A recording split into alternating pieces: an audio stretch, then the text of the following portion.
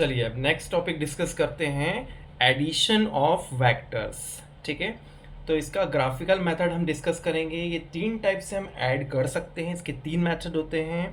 पहला होता है ट्रायंगुलर मेथड, दूसरा होता है पैरेललोग्राम वाला मेथड और तीसरा होता है पॉलीगन लॉ वाला मेथड। ठीक है, देखो the following three laws of vector addition can be use to add two और मोर वेक्टर्स। ठीक है, दो या दो से ज़्यादा वेक्टर को अगर हमें ऐड करना है तो हम इन मेथड का डायरेक्टली यूज़ कर सकते हैं। ठीक है, नंबर वन क्या है, triangle law of vector addition. ठीक है, नंबर टू क्या है, parallelogram law of vector addition और नंबर थ्री क्या है, polygon law of vector addition. One by one हम इनके बारे में डिस्कस करते हैं। ठीक है, नंबर वन देखो, triangle law of vector addition क्या होता है ये, if two vectors can be represented both in magnitude and direction by the two sides of a triangle। ठीक है, दो वेक्टर हमने रिप्रेजेंट किए दो साइड्स ऑफ अ ट्रायंगल की। ठीक है, taken in the same order, same order में उसको हमने कंसीडर किया, then their resultant is represented completely both in magnitude and direction by the third side of triangle।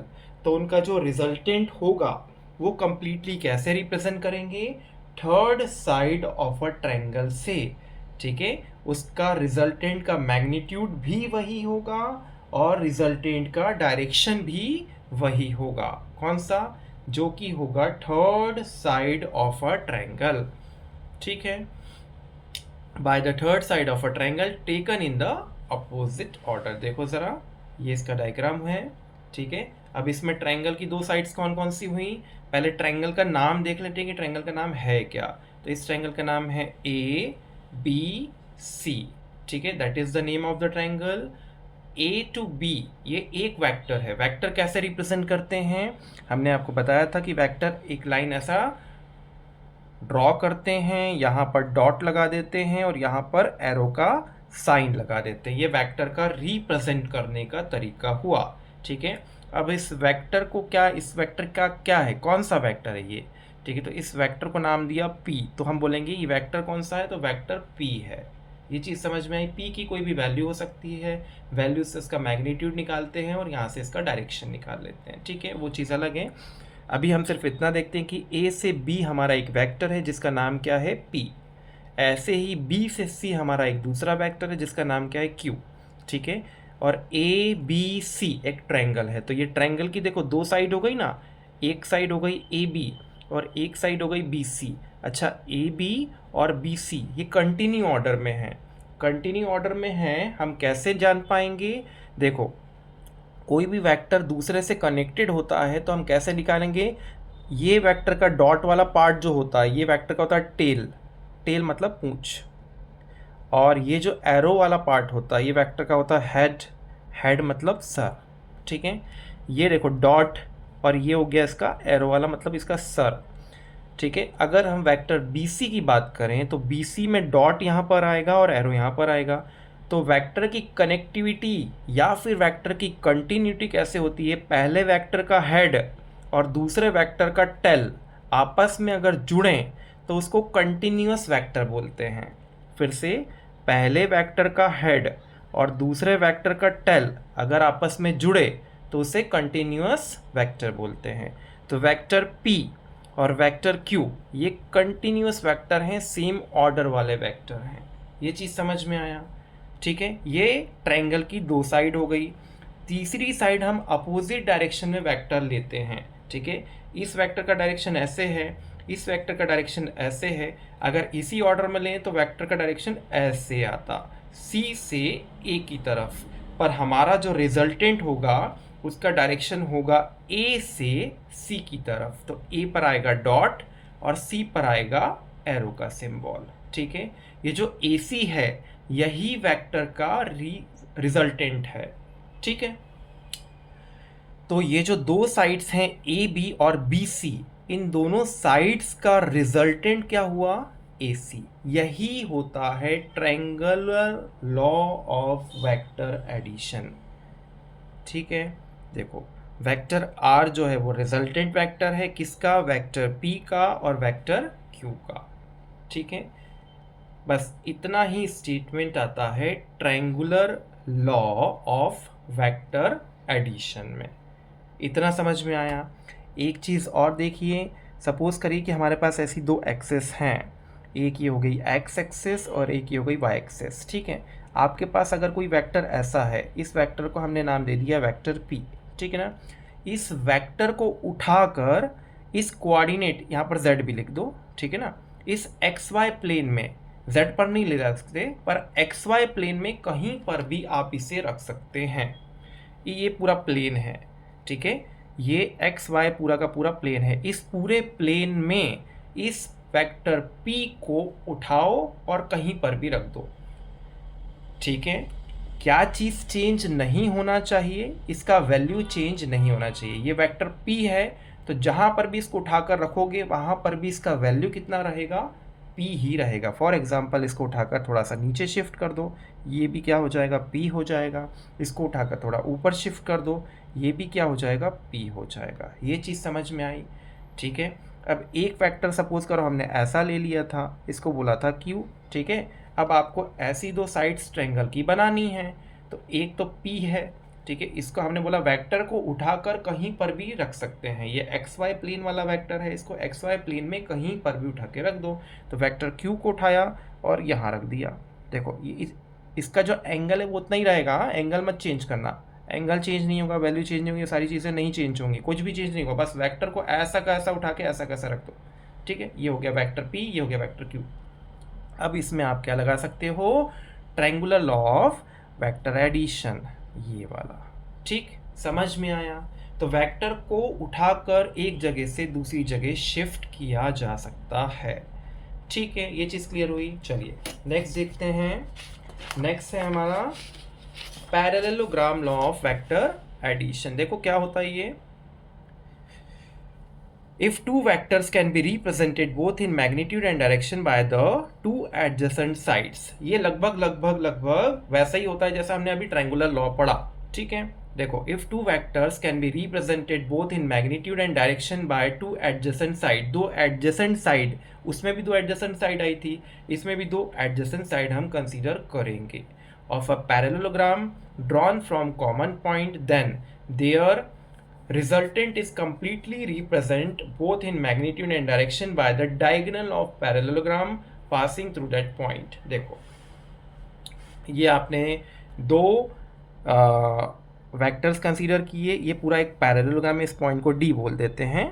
ठीक है, तो ये AB एक पैरेललोग्राम का साइड हो गया, एक AC इस पैरेललोग्राम का साइड हो गया। ठीक है, AB का वैल्यू कितना है, वेक्टर P, AC का वैल्यू कितना है, वेक्टर Q।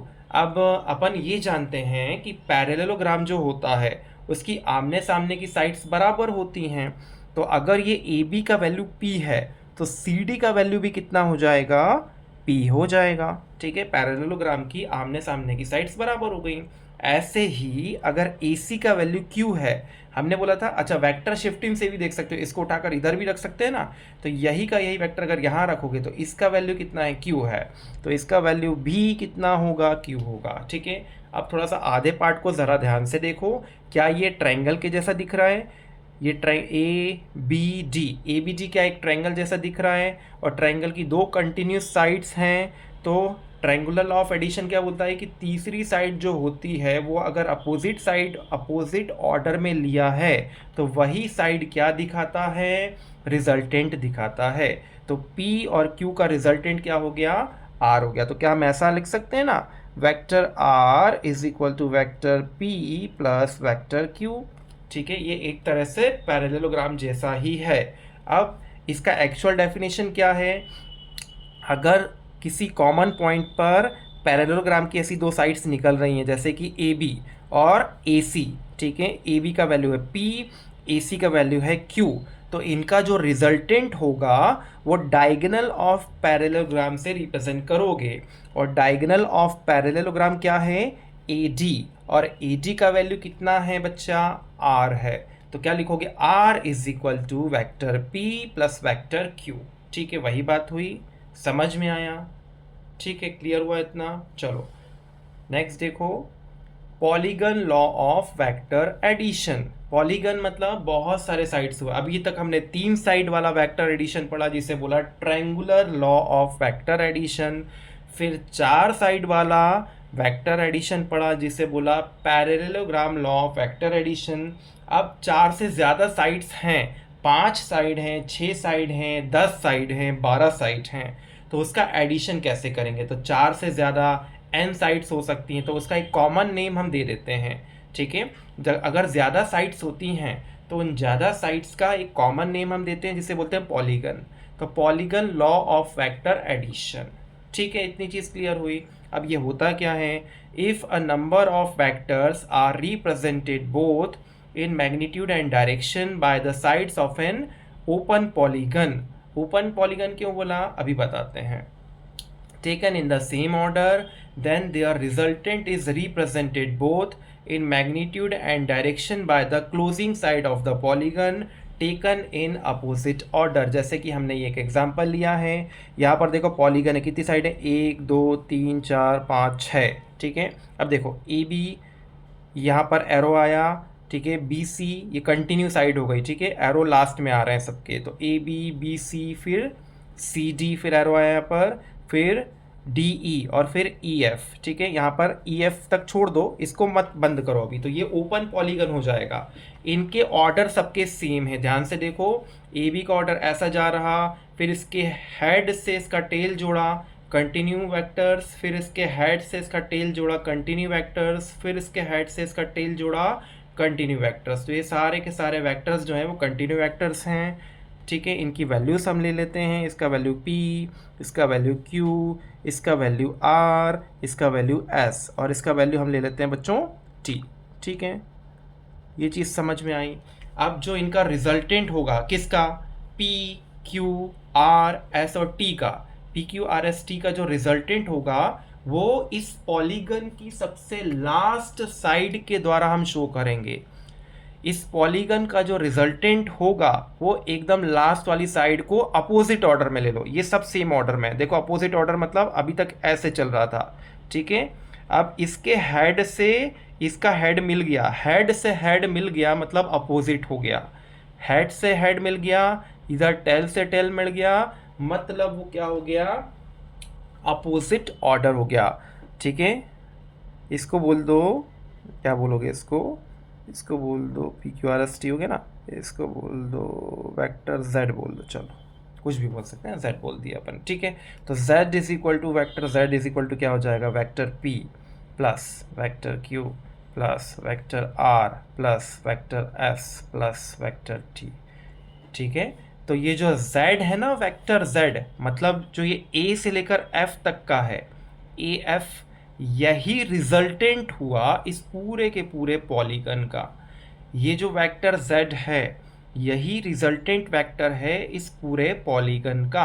पॉलीगन का वैल्यू कितना है, p plus Q plus R plus S plus T, p plus Q plus R plus S plus T, ये पॉलीगन का वैल्यू है।